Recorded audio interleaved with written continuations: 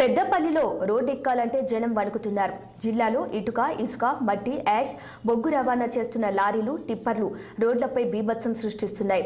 గత 2 ఏళ్లలో జిల్లాలో జరిగిన రోడ్డు ప్రమాదాల్లో 100 మందికి పైగా చనిపోయినట్లు రికార్డులు చెబుతున్నాయి. వీటిలో భారీ వాహనాల వల్ల జరిగిన ప్రమాదాలే అధికం.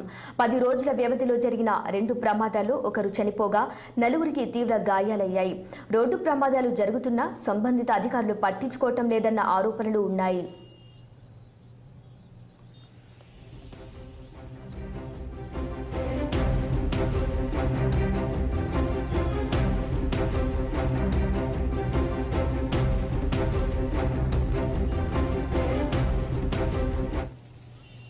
పెద్దపల్లి జిల్లాలో ఇటుక, ఇసుక, మట్టి, యాష్, బొగ్గు రవాణా లారీలు, టిప్పర్ల ద్వారా జరుగుతుంటాయి.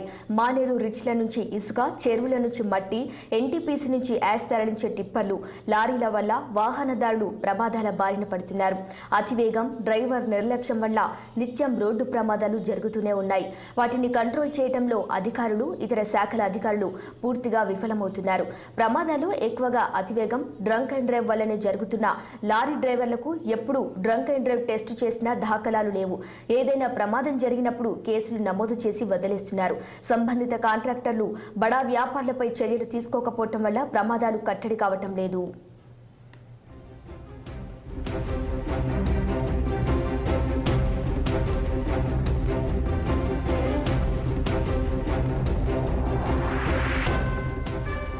పెద్దపల్లి జిల్లాలో రోడ్ ఎక్కాలంటే జనం జంకుతున్నారు. ఇటీవలే సుల్తానాబాద్లోని ఓ లారీ డ్రైవర్ మద్యం మత్తులో బీభత్సం సృష్టించాడు. రోడ్డు పక్కన నిల్చున్న వారిని ఢీకొనడంతో స్పాట్లోనే ఒకరు చనిపోగా 4గురికి తీవ్ర గాయాలయ్యాయి. ఆ మరుసటి రోజే పెద్దపల్లిలో ఓ లారీ, కారు ఢీకొని ఒకే కుటుంబానికి చెందిన పలువురికి గాయాలయ్యాయి. గతంలో మట్టి తరలిస్తున్న టిప్పర్ అప్పన్నపేటలో మహిళను ఢీకొట్టడంతో ఆమె కాలు పూర్తిగా తెగిపోయింది. పెద్దపల్లి పట్టణ నడిబొడ్డులో వేగంగా వచ్చిన ఓ లారీ స్కూటీని ఢీకొని ఏఐఎస్ భాగ్యలక్ష్మి చనిపోయారు.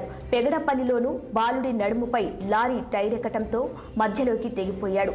ఇలాంటి సంఘటనలు నిత్యం జరుగుతున్నా అధికారులు పట్టించుకోవటం లేదు. సంఘటనలకు బాధ్యులైన వారిపై ఎలాంటి కఠిన చర్యలు తీసుకోలేదు.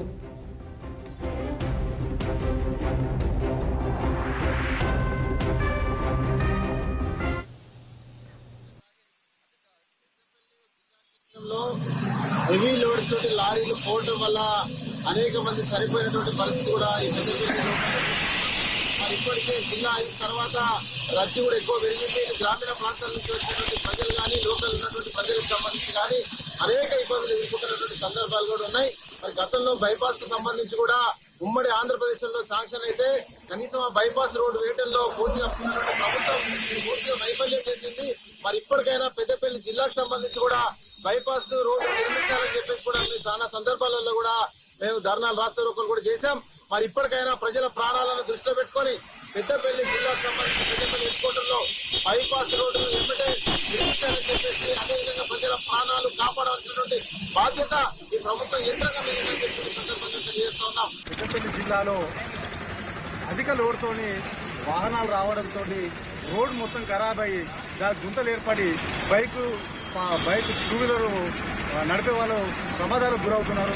అలానే బొగ్గు, మట్టి, అదే ఉనక కూడా పెద్ద పెద్ద లారీలతోని ఉనక తీసుకొచ్చే వల్ల పక్కపొంటి వెహికల్ పోతే ఆ వెహికల్ కూడా కనిపించకుండా ప్రమాదాలకు గురవుతున్నారు. దీనివల్ల ప్రజలు రోడ్డు మీకు ఎక్కదామంటే కూడా భయభ్రాంతులకు గురయ్యి ఈరోజు రోడ్డు మీద ఎక్కే పరిస్థితి కూడా కనిపిస్తలేదు పెద్దపల్లి జిల్లాలో. జిల్లా ఏర్పడిన తర్వాత జిల్లా కేంద్రంలో జిల్లా వ్యాప్తంగా కూడా అధిక రవాణా సౌకర్యం పెరిగి అధిక రోడ్లపైన ట్రాఫిక్ జామ్ కానీ లేకపోతే రవాణా కూడా ఎక్కువ అవుతున్న పరిస్థితి పెద్దపల్లి జిల్లాలో ఉంది. అట్లాగే ప్రమాదాలు కూడా రోడ్లపైన ప్రమాదాలు కూడా చాలా పెద్ద ఎత్తున జరుగుతున్నాయి. ఈరోజు సుల్తానాబాద్లో మొన్న గత నెలలో చూసుకుంటే మద్యం మత్తులో లారీ అధిక లోడ్తో వస్తున్న లారీ ఒక బీభత్సాన్ని సృష్టించింది. అది మనందరికీ కూడా తెలుసు. ఇక్కడైతే జిల్లాలో ఇది బొగ్గు కానీ లేకపోతే డస్ట్ కానీ అట్లాగే ఇటుక పంటలు తరలిస్తున్న మట్టి కానీ అధిక లోడుతో వస్తున్నాయి.